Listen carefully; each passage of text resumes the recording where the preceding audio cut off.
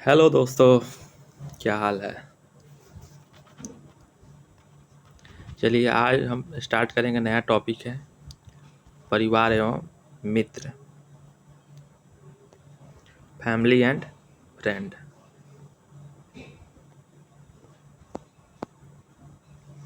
परिवार शब्द अंग्रेजी शब्द फैमिली का हिंदी रूपांतरण है। फैमिली शब्द की उत्पत्ति लैटिन शब्द फैमुलियस से हुई है, जो प्रायः एक ऐसे समूह के लिए उपयुक्त होता है जिसमें माता पिता बच्चे आदि शामिल होते हैं। साधारण शब्दों में विवाहित जोड़ों को परिवार की संज्ञा दी जाती है, किंतु समाजशास्त्रीय दृष्टिकोण से इसे परिवार परिवार शब्द का प्रासंगिक मापदंड नहीं माना जाता है।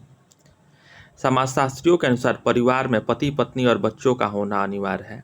ऐसे में किसी एक के अभाव से वह परिवार ना होकर गृहस्थ का रूप ले लेता है।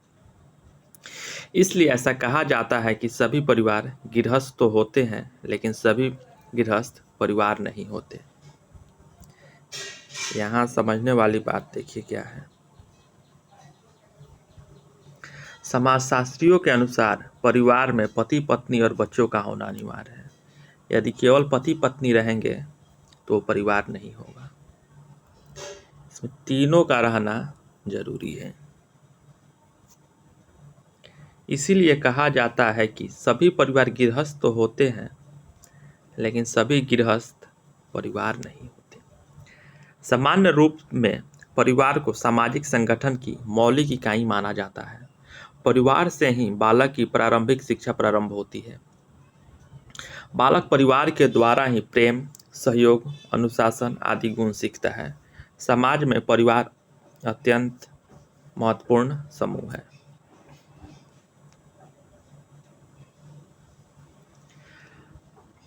मैकाइवर एवं पेज ने परिवार को परिभाषित करते हुए कहा कि परिवार पर्याप्त निश्चित यौन संबंध द्वारा परिभाषित एक समूह है जो बच्चों के जनन एवं पालन पोषण की उचित व्यवस्था करता है।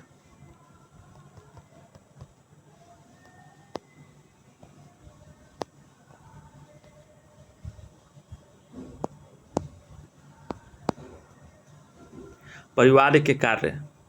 मैकाइवर ने परिवार के कार्यों को दो भागों में विभाजित किया है, आवश्यक, अनावश्यक। परिवार के आवश्यक कार्यों में घर के विभिन्न प्रावधानों को सम्मिलित किया जाता है, जबकि अनावश्यक कार्यों में मनोरंजन से संबंधित कार्यों को सम्मिलित किया जाता है। आर्थिक क्रियाकलाप, शैक्षणिक क्रियाकलाप, लैंगिक व प्रजनन के क्रियाकलाप परिवार के आवश्यक कार्यों में सम्मिलित किए जाते हैं। ऑर्गन और निमकॉफ ने पारिवारिक कार्यों को 6 भागों में विभाजित किया है, आर्थिक, प्रकृतियात्मक, रक्षात्मक, आनंदप्रद, धार्मिक व शैक्षणिक क्रियाकलाप। लुंडबर्ग ने परिवार के 4 प्रमुख मूलभूत क्रियाकलाप बताए हैं। इनमें प्रमुख रूप से प्राथमिक समूह का संतोष, श्रमिकों का सहयोग व विभाजन, बच्चों की देखभाल व प्रशिक्षण तथा यौन व्यवहार और प्रजनन का नियमन आदि सम्मिलित है। परिवार की विशेषताएं।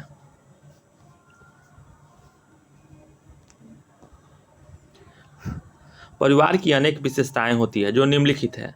वंशानुगत संबंध। पारिवारिक सदस्यों के बीच वंशानुगत संबंध होते हैं तथा कुछ विशिष्ट गुण एक पीढ़ी से दूसरी पीढ़ी को प्राप्त होते हैं। सामाजिक संस्था। परिवार सामाजिक संस्था की मौलिक इकाई के रूप में कार्य करता है। तीसरा, आर्थिक व्यवस्था। पारिवारिक सदस्य अपने सभी सदस्यों की आर्थिक स्थिति को बेहतर करने के लिए वित्त की व्यवस्था करते हैं। वैवाहिक अनिवार्यता। परिवार में संतानोत्पत्ति एवं विवाह की अनिवार्यता होती है।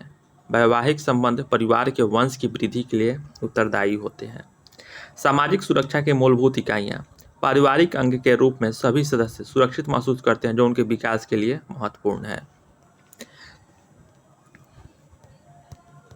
इसमें सबसे पहला आपका शब्द कौन सा है?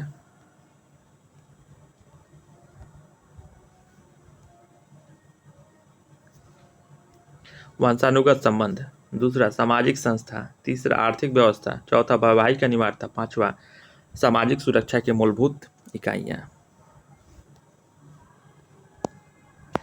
परिवार का वर्गीकरण। सामान्य रूप से परिवार के दो वर्ग होते हैं, एकल और संयुक्त, लेकिन वर्तमान समय में इसके कुछ अन्य वर्ग भी प्रचलित हैं जो निम्नलिखित है। एकल परिवार, इसमें पति पत्नी तथा उनके अविवाहित बच्चे सम्मिलित होते हैं। ऐसे परिवार बढ़ती महंगाई और जनसंख्या के कारण अधिक प्रचलित हो रहे हैं। ऐसे परिवार में कुरीति और आलस्य का अभाव रहता है, व्यक्तित्व का विकास होता है, वह कलह की संभावना नहीं रहती। यह संयुक्त परिवार की एक लघु इकाई है। दूसरा, संयुक्त परिवार। ऐसे परिवार में माता पिता, पुत्र पुत्री, भाई बहन, पुत्र वधू एवं उनके बच्चे, दादा दादी, चाचा चाची आदि एक साथ संयुक्त रूप से घर में निवास करते हैं। इसमें आदर्श नागरिकों के गुणों का विकास होता है, सामाजिक सुरक्षा की भावना विकसित होती है, श्रम विभाजन की व्यापक सुविधा रहती है, आलस्य का अभाव रहता है। भारतीय सामाजिक परिवेश में संयुक्त परिवार का ही जीवन आधार है। चलिए आगे पढ़ते हैं। परिवार के अन्य प्रकार। परिवार के अन्य प्रकार निम्न है। मातृस्थान परिवार। यह परिवार का वह प्रकार है जिसमें विवाहित युगल स्त्री के परिवार के साथ निवास करते हैं। पितृस्थान परिवार। यह परिवार वह प्रकार है जिसमें विवाहित युगल पुरुष के साथ पुरुष के परिवार निवास करते हैं। वैवाहिक परिवार। यह एकल परिवार का ही रूप है, इसे संतान बढ़ाने वाला परिवार भी कहा जाता है। यह वह परिवार होता है जो एक के बाद एक के विवाह के बाद बनता है। समरक्त संबंधी परिवार। यह भी संयुक्त परिवार का ही एक रूप है, इसको अविन्यास परिवार भी कहा जाता है। इसमें समान रक्त समूह के लोग सम्मिलित होते हैं क्योंकि इनकी उत्पत्ति एक ही रक्त से होती है। आगे है परिवार का महत्व। परिवार को महत्व को हम निम्न रूप से देख सकते हैं। परिवार ही वह प्रासंगिक स्थान है जहाँ सर्वप्रथम बालक का सामाजिकरण होता है। परिवार के बड़े लोगों का जैसा आचरण और व्यवहार होता है, बालक भी वैसा ही आचरण और व्यवहार करने का प्रयत्न करता है। बालक के परिवार की सामाजिक स्थिति भी बालक के सामाजिक विकास को प्रभावित करती है। तीसरा, माता पिता के स्वास्थ्य, शारीरिक संरचना का प्रभाव उनके बच्चों पर भी पड़ता है। यदि वे रोगी और निर्बल हैं तो ऐसी संभावना होती है कि उनके बच्चे भी वैसे ही हो सकते हैं। स्वस्थ माता पिता की संतान का ही स्वस्थ शारीरिक विकास होता है। बालक के स्वाभाविक विकास में वातावरण के तत्व सहायक होते हैं। बालक को सही वातावरण उपलब्ध करवाने की जिम्मेदारी उनके परिवार की ही होती है। बालक के नियमित दिनचर्या का प्रभाव उनके शारीरिक विकास पर पड़ता है और उसे नियमित करने की जिम्मेदारी भी परिवार की ही होती है। बालक के उचित शारीरिक विकास में उसे अपने परिवार से प्राप्त प्रेम एवं सुरक्षा की भावना का भी अहम योगदान होता है। बालक के समुचित शारीरिक विकास हेतु खेल एवं व्यायाम के लिए समुचित सुविधाएं एवं समय उपलब्ध करवाने की जिम्मेदारी भी उसके परिवार की होती है। बालक की मानसिक क्षमता के विकास में उसके वंशानुक्रम का प्रमुख योगदान होता है जो उसके माता पिता से ही प्राप्त होते हैं। मानसिक विकास में बालक के भाषा विकास का भी महत्वपूर्ण योगदान होता है, जिसमें उसके परिवार की भूमिका सर्वाधिक अहम होती है। परिवार जिसमें माता पिता में अच्छे संबंध होते हैं, जिसमें वे अपने बच्चों की रुचियों और आवश्यकताओं को समझते हैं एवं जिसमें आनंद एवं स्वतंत्रता का वातावरण होता है, उसका सकारात्मक प्रभाव बालक के मानसिक विकास पर पड़ता है। अच्छी आर्थिक स्थिति वाले परिवार में एक बालक को पौष्टिक भोजन, सही शिक्षा का वातावरण, खेल एवं मनोरंजन के अवसर आदि उपलब्ध होते हैं। माता पिता का भी शिक्षा का भी बालक के मानसिक प्रभाव पर असर पड़ता है। अगला टॉपिक है मित्र। बालक के कार्यों में उसका सहयोग करने वाले अथवा उसके साथ खेलने वाले बालक उसका मित्र कहलाता है। यह आवश्यक नहीं कि समुदाय के सभी बालकों के साथ बालक के संबंध अच्छे हो। जिन बालकों के साथ बालक का संबंध अच्छा होता है, जिनके साथ वह रहना, कार्य करना, खेलना पसंद करता है, उसे हम मित्र कहते हैं। मित्रता एक ऐसा रिश्ता है जो अन्य रिश्तों की भांति थोपा नहीं जा सकता। अपनी सुविधा एवं रुचि के अनुसार देख परख कर मित्र चुनने की स्वतंत्रता होती है। एक ऐसा बंधन होता है जो लोगों के मन को जोड़ता है और उसी के आधार पर वे एक दूसरे के लिए कुछ भी करने को तैयार रहते हैं। मित्रों के बीच के आपसी संबंधों को मित्रता कहते हैं। मित्रता का वर्गीकरण।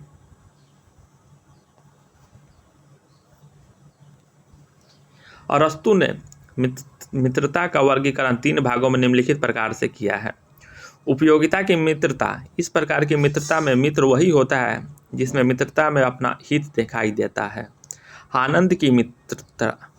इस प्रकार की मित्रता में मित्रों के बीच आपसी हित को लेकर सहमति होती है एवं जो अपनी आपसी खुशी मित्रों के बीच बांटते हैं। अच्छी मित्रता। इस प्रकार की मित्रता में दो मित्रों के बीच आपसी सम्मान का भाव होता है।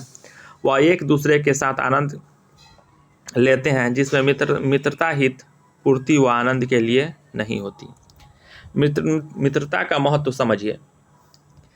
मित्र व मित्रता का महत्व बच्चों के सर्वांगीण विकास में सहायक सिद्ध होता है। इस प्रकार से मित्रता के कुछ महत्वपूर्ण निम्नलिखित हैं। एक मित्र बालक के खेल कूद व अन्य कार्यों को संपन्न करने में सहायक होता है। एक अच्छा मित्र बालक को कुसंगति से बचाने की कोशिश करता है। एक अच्छा मित्र ही सामाजिक आदर्शों एवं मूल्यों को सिखाता है। अच्छा मित्र बच्चों को पाशविक प्रवृत्ति की अपनाने से बचाता है।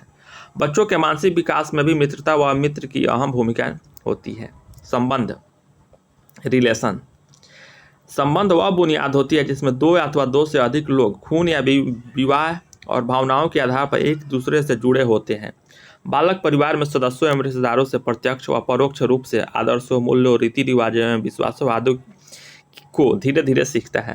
बालक के सभी संबंधी और रिलेशनशिप का उसके व्यक्तित्व के विकास पर प्रभाव पड़ता है, किंतु परिवार के अन्य सदस्यों का इस पर गहरा प्रभाव पड़ता है। जैसे जैसे बालक बड़ा होता है वैसे वैसे वह अन्य माता पिता, भाई बहनों तथा परिवार के अन्य सदस्यों के संपर्क में आते हुए प्रेम, सहानुभूति, सहनशीलता तथा सहयोग आदि सामाजिक गुणों को आत्मसात करता है। यह आवश्यक नहीं है कि प्रत्येक बालक के परिवार में चाचा चाची, फूआ फूफा जैसे संबंध विद्यमान हो। कक्षा में मौजूद बच्चों की पारिवारिक विविधता से शिक्षक बालकों को उसके विषय में विभिन्न प्रकार की जानकारी उपलब्ध करा सकते हैं। संबंधों का वर्गीकरण। सामान्य रूप से संबंध दो प्रकार के होते हैं जो निम्नलिखित है। वैवाहिक संबंध। सामान्य तौर पर इस प्रकार के संबंध विवाह के कारण उत्पन्न होते हैं, जैसे पति पत्नी, सास बहू आदि। समरक्त संबंध। इस प्रकार के संबंध रक्त के आधार पर बनते हैं। ऐसे संबंधों की सामाजिक स्वीकृति आवश्यक होती है, जबकि पुराने शास्त्रीय संबंधों में स्वीकृति आवश्यक नहीं होती, जैसे माता पिता एवं पुत्र पुत्री के बीच का रिश्ता। कार्य एवं खेल। कार्य की जिम्मेदारी वयस्कों की होती है, तो वहीं खेल कूद बच्चों के लिए अनिवार्य होते हैं।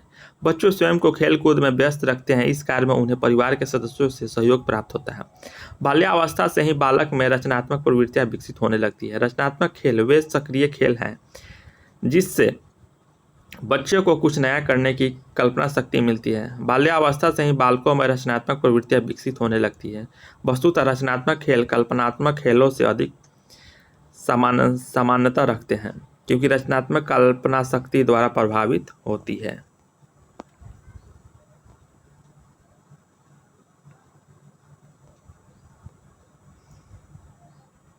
खेल खेल में बच्चे सहज रूप से सीखते हैं। बालक को विभिन्न प्रकार के प्रयोगों एवं खेलों द्वारा सीखना अधिक आसान हो जाता है तथा इससे पाठ भी रुचिकर हो जाता है। आरंभ में वस्तुओं को एक के ऊपर एक लगाना, ब्लॉक जोड़कर आकृतियां बनाना आदि रचनात्मक खेल बालकों द्वारा खेला जाता है। प्रोजेक्ट विधि, किंडरगार्टन विधि, मोंटेसरी विधि, डाल्टन विधि, हॉरिस्टिक विधि, बेसिक शिक्षा इत्यादि खेलकूद एवं सामान्य क्रियाकलापों द्वारा बच्चों को शिक्षा देने की कुछ महत्वपूर्ण विधियां प्रचलित हैं। इसको आप लोग नोट कर लीजिए भाई। प्रोजेक्ट विधि, किंडरगार्टन विधि, मोंटेसरी विधि, डाल्टन विधि, हॉरिस्टिक विधि, बेसिक शिक्षा इत्यादि खेलकूद सामान्य क्रियाकलापों द्वारा बच्चों को शिक्षा देने की प्रमुख विधियां प्रचलित है। एक क्वेश्चन आ सकता है आपके एग्जाम में। खेल का बालकों के विकास में योगदान। खेल कूद से बच्चों का शारीरिक व मानसिक विकास होता है। इसके लिए इसके महत्व को हम निम्न रूप से देख सकते हैं। यह बच्चों के शारीरिक, सामाजिक एवं ज्ञानात्मक क्षमता के विकास में सहायक होता है। इससे बच्चे स्फूर्तिवान बने रहते हैं और साथ ही नियमित रूप से सामान्य क्रियाकलाप करते हैं। इससे शरीर की मांसपेशियां एवं हड्डियां मजबूत होती हैं, रक्त का संचार सुचारू रूप से होता है, पाचन क्रिया सुदृढ़ होती है, शरीर को अतिरिक्त ऑक्सीजन मिलता है और फेफड़े मजबूत बनते हैं। खेल कूद के दौरान शारीरिक अंगों के सक्रिय रहने के कारण शरीर की रोग प्रतिरोधक क्षमता बढ़ती है। खेलकूद बच्चों के मानसिक विकास को तीव्रता प्रदान करता है। खेलकूद भावनात्मक रूप से कमजोर बच्चों के लिए थेरेपी का कार्य करता है, जिससे वह सामाजिक परिवेश में समायोजन स्थापित कर लेते हैं या बच्चों को स्वयं निर्णय लेने में सक्षम बनाते हैं। खेलकूद बच्चों की शिक्षा में भी महत्वपूर्ण भूमिका निभाते हैं, इसलिए बालकों की शिक्षा में खेलकूद को उचित स्थान दिया जाता है। आज का टॉपिक हम लोग यहीं पे समाप्त करते हैं। आपसे एक रिक्वेस्ट है, प्लीज़ इस चैनल को सब्सक्राइब कीजिए। जो बच्चे या आपके दोस्त सेंट्रल टीईटी, किसी अन्य राज्य का टीईटी का एग्ज़ाम देने रहे हैं या देने वाले हैं या तैयारी कर रहे हैं, उनके बीच इसे सब्सक्राइब, इसके शेयर कीजिए। इस चैनल को सब्सक्राइब कीजिए, लाइक कीजिए और दोस्तों के साथ शेयर कीजिए। धन्यवाद। जय हिंद।